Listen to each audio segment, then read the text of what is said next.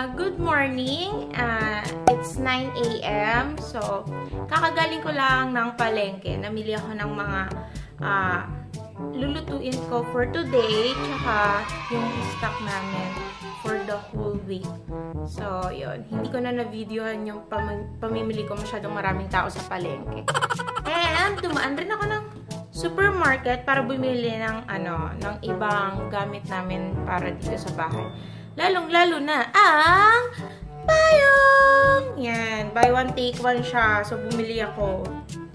Naman tayo, pag buy one take one, tsaka pag may sale, bili-bili lang para makatipid at makamura.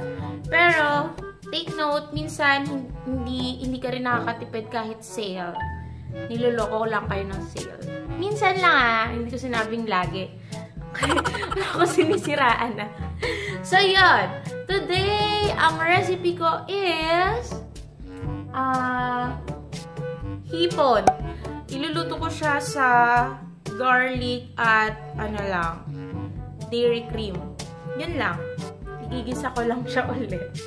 So, yun kasi yung request ni Habi. Kaya, yun yung iluluto ko. And, yun. Ngayon, piniprepare ko na yung hipon natin. Nililinis ko muna siya. Ganito. Yung iba kasi, hindi na nililinis yung hipon. Parang hugas lang, then rekta, luto na. Ako, ginawa ko ngayon, yan. Tada! Inaalis ko yung mga naalis ko tong mga ganto-ganto niya. Tsaka yung mga, hindi ko alam yung tawag dyan. Pero yan, inaalis ko para pag niluto, malinis siya. Tsaka, wala siyang kung anik-anik. Madali siyang kainin. So, yan. Ganito lang ginagawa ko. Wait. Yan. So, gumagamit lang ako ng gunting para tanggalin. May nasimulan na ako kanina. Ngayon, tutuloy ko lang. So, yun. Ito lang yung tinatanggal ko. Yung parang buhok niya. Ginugupit ko lang yan. Tsaka itong mga, hindi ko alam kung anong tawag dyan eh. What? What the fuck? So, yan. Tinatanggal ko yan. Tada! Diba? Linis ka na? Hi! Hi! Yan. So, tatapusin ko muna to. Then, mamaya, iluluto na natin sila. Dami eh. Kaya sila. Okay! Ayan. Tapos na natin linisin yung hipon. So, ngayon, ang hihiwain ko naman is garlic or bawang.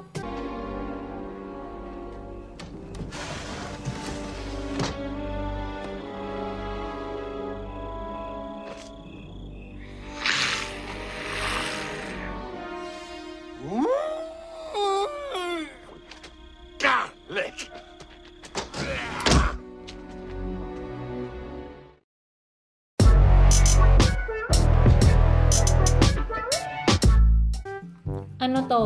Pinakamaliking producer ng garlic is yung China.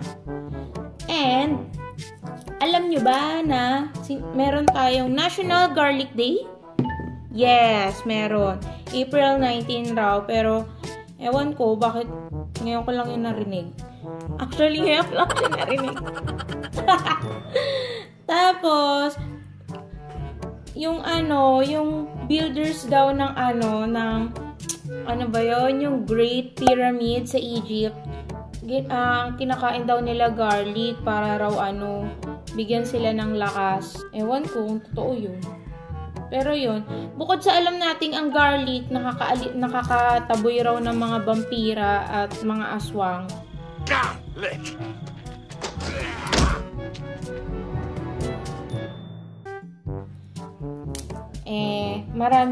Marami pang gamit ang garlic at marami siyang health benefits. So, yun. Hindi ako mahilig sa bawang before, pero nung natikman ko yung bawang sa peanuts, yun, doon ako nag-start na magustuhan siya. So, yun. So, now, ito lang, ang ingredient ko lang naman sa, oh my God, I'm so sorry. Yan. Yan. kasi nakapatong lang siya. Ayan. Dahil sariling sikap ako sa pag-vlog ko. Oh my God. Yan. Ang ingredient ko lang is bawang tsaka dairy cream. Tama ba? Oo. Margarine. Hindi sure. So, yan. Mamaya, ipapakita ko sa inyo kung paano ko ginagawa. Yung iba, ginagawa nila, naglalagay rin sila ng onion spring para mas may lasa. Tsaka, pampawala yata ng lansa yun. Di ko lang sure, pero yon, try nyo na rin. So, yan, maghihiwa muna ako ng bawang, then later, doon na tayo sa cooking area namin. Okay? Tapos na ako maghiwa ng bawang. Punta na tayo sa cooking area. Okay?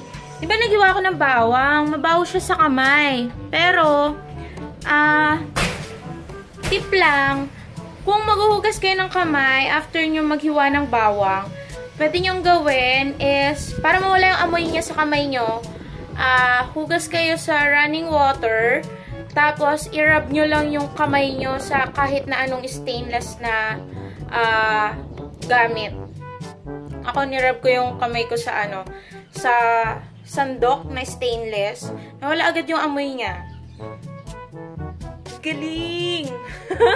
So, yon. One tip sa mga naghihiwa dyan lagi ng bawang. Kasi yung yung amoy ng bawang nanunuot sa kamay. So, ang hirap niya tanggalin. Kahit magsabon ka na ilang beses, ang hirap niya tanggalin. So, yon. Nabasa ko lang rin yon. Kaya, sinishare ko rin sa inyo. Okay? So, mag-start na tayo magluto. Yan. Let's begin! So, hindi na ako gagamit ng mantika kasi nga, may margarine na. So, yun na yung pinakamantika natin. Okay. It was at this moment he knew. He fucked up. Hindi ko pa malagyan. Yan. Lagay kayo maraming margarine. The more, the yummier. Huh? What? What the fuck? So, yan. Una, margarine. Bango! Margarine pa lang yan. Kasi, yung margarine tsaka garlic, yun yung pinakasas natin sa shrimp. Mas marami, mas malasa, mas masarap. Okay? So, yan. Dahil tunaw na yung margarine natin. Next is yung bawang na. Sobrang dali lang nito. Ilang minuto nyo lang gagawin to. Bango. Ang bango. Ang bango.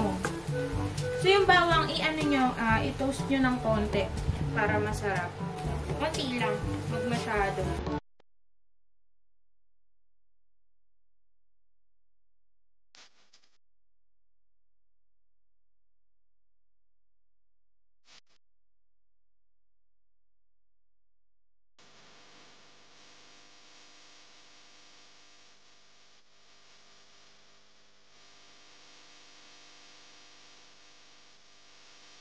Then, lagay na natin yung shrimp.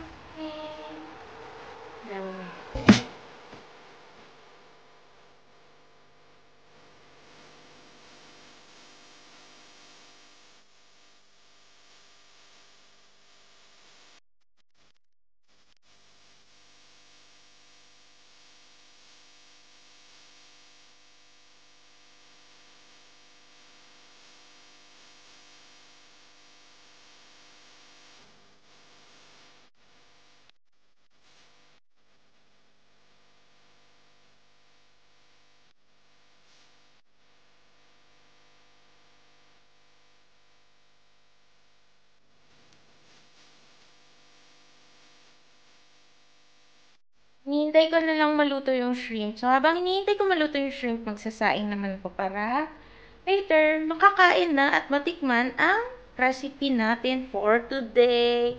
Diba? Ako na nagluto. Ako lang taga-tikim rin. One month team ako eh.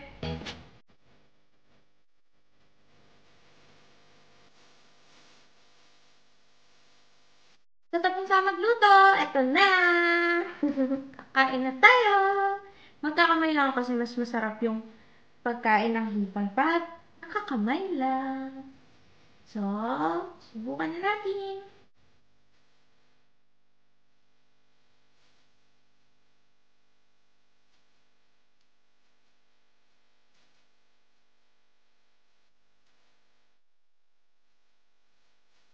So yun guys, masarap yan. Try nyo rin. Tapos, simpleng recipe lang naman to, so kayang-kaya nyo gawin. Kung may gusto kayong ipaluto or i-request, sabihin nyo lang sa akin. Comment lang kayo dun sa page ko. Thank you! Kakain muna ako. Bye! See you next time!